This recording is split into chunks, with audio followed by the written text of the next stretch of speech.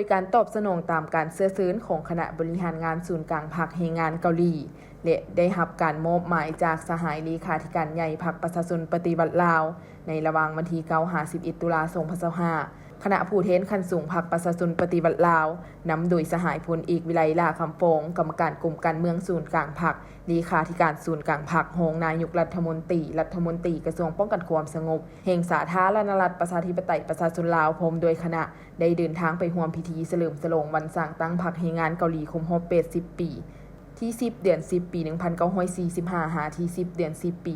2025ที่นครหลวงเพียงยางสาธารณรัฐประชาชนประชาธิปไตยเกาหลีจึงได้รับการต้อนรับอย่างอบอุ่นจากการนำพรรครัฐบาลและประชาชนสาธารณรัฐประชาชนประชาธิปไตยเกาหลีในระยะการเคลื่อนไหวอยู่สาธารณรัฐประชาชนประชาธิปไตยเกาหลีครั้งนี้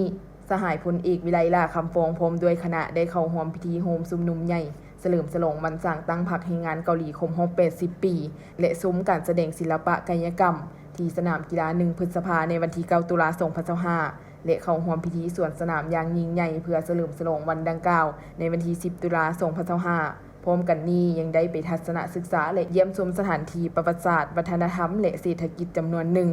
การเข้าร่วมพิธีเฉลิมฉลองดังกล่าวของคณะผู้แทนพรรคประชาชนปฏิวัติลาวในครั้งนี้เป็นการแสดงถึงการสนับสนุนซึ่งกันและกันให้กำลังใจกันและประกอบส่วนเข้าในการเสริมขยายสายพัวพันธมิตรภาพที่เป็นมูลเชื้อและการร่วมมือระหว่างสองพรรคสองรัฐและประชาชนสองชาติ